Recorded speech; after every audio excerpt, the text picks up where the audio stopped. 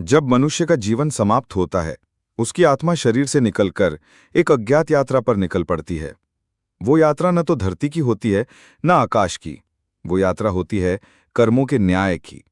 आत्मा पहले यमलोक पहुंचती है, जहां यमराज और चित्रगुप्त उसके जीवन के पाप पुण्य का हिसाब खोलते हैं। यहीं से तय होता है कि आत्मा नरक की भयावह अंधकारमयी आग में जाएगी या स्वर्ग के सुगंधित बागों और अमृतमयी लोकों में। यमलोक का दरबार एक विचित्र मिश्रण है भय और न्याय का। सिंहासन पर यमराज बैठे रहते हैं, जिनकी आंखों में कठोरता भी है और निष्पक्षता भी। उनके पास चित्रगुप्त खड़े रहते हैं, जिनके ग्रंथ में हर आत्मा के जन्म से मृत्यु तक के कर्म दर्ज होते हैं। आत्मा कांपती हुई खड़ी रहती है और यमराज कहते हैं, तेरे कर्म तेरे मार्ग का निर्धारण करेंगे। तभी यमदूत उसे पकड़कर नरक के द्वार की ओर ले जाते हैं।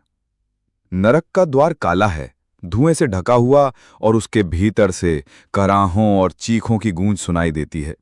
जैसे ही आत्मा प्रवेश करती है, वो दृश्य किसी भयावह दुस्वप्न से भी भयानक लगता है। वहां प्रकाश का कोई अस्तित्व नहीं, केवल आग और अंधकार का मिला जुला तांडव है। सबसे पहले आत्मा को जंजीरों से बांधा जाता है। ये जंजीरें साधारण नहीं होती, उनमें से आग की लपटें निकलती रहती हैं।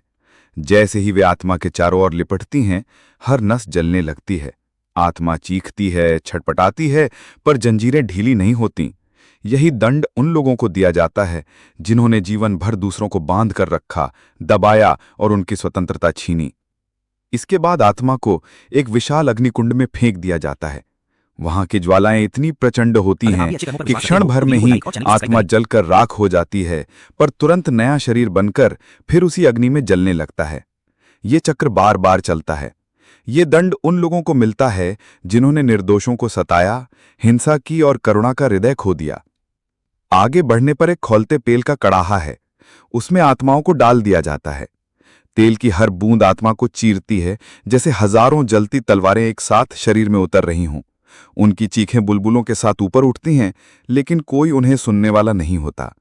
ये दंड उन्हें मिलता है जिन्होंने छल कपट से दूसरों को लूटा और धोखा दिया। एक और लोक है जिसे तलवारों का जंगल कहते हैं। वहां पेड़ हैं, पर उनकी शाखाओं पर पत्तियों की जगह तेज धार वाली तलवारें लटकी रहती हैं। पापी आत्माओं को इन जंगलों से गुजरना पड़ता है।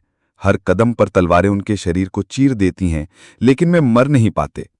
ये दंड उन आत्माओं के लिए है जिन्होंने जीवन भर अपनी वाणी और कर्म से दूसरों को आहत किया। कुछ आत्माओं को आग नहीं जलाती, बल्कि उन्हें ठंड से जमाया जाता है। बर्फ के एक लोक में हाड़ कंपा देने वाली हवाएं चलती हैं।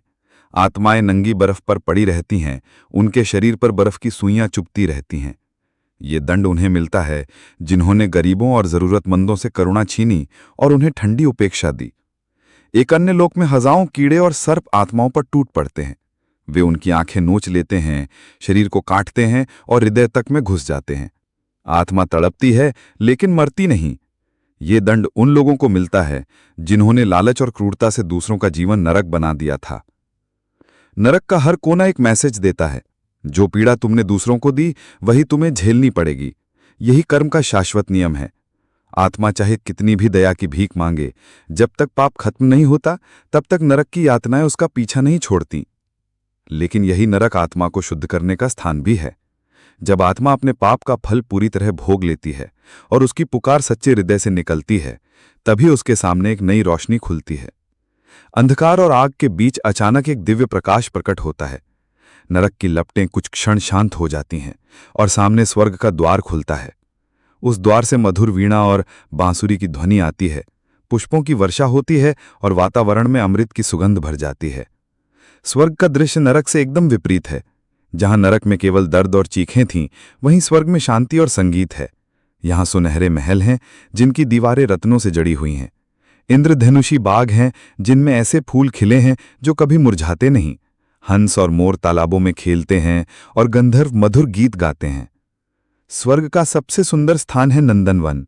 वहां आत्माएं आनंद से विचरण करती हैं। वे दुख, भूख और रोग से मुक्त होती हैं। वहां अमृत सरोवर है जिसमें स्नान करने से आत्मा को अनंत ऊर्जा और शांति मिलती है। सारी थकान मिट जाती है और आत्मा प्रकाश से भर उठती है। स्वर्ग का केंद्र है इंद्र सभा।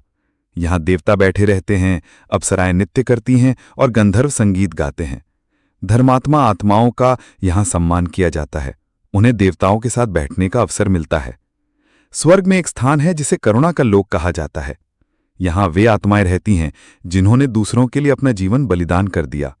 वे दिव्य आभा से दमकती हैं और देवताओं के साथ मिलकर सृष्टि की रक्षा करती हैं। स्वर्ग आत्मा को सिखाता है कि सच्चा सुख दूसरों को सुख देने में है। यहां कोई दुख नहीं, कोई बीमारी नहीं, कोई पीड़ा नहीं, केवल आनंद, प्रेम और शांति है। आत्मा यहां अनंत विश्राम पाती है और करुणा में लीन हो जाती है। नरक और स्वर्ग दोनों ही ब्रह्मांड के संतुलन के आवश्यक पहलू हैं। नरक आत्मा को उसके पाप का फल दिखाता है और उसे शुद्ध करता है। स्वर्ग आत्मा को उसके पुण्य का फल देता है और उसे शांति में स्थापित करता है। यदि नरक न होता तो पापी कभी न डरते, और यदि स्वर्ग न होता तो पुण्यवान कभी प्रेरित न होते। इसलिए सृष्टि का नियम है, जैसा कर्म वैसा फल। नरक और स्वर्ग दोनों आत्मा को यही सिखाते हैं कि जीवन में किए गए कर्म ही मृत्यु के बाद का मार्ग तय करते हैं।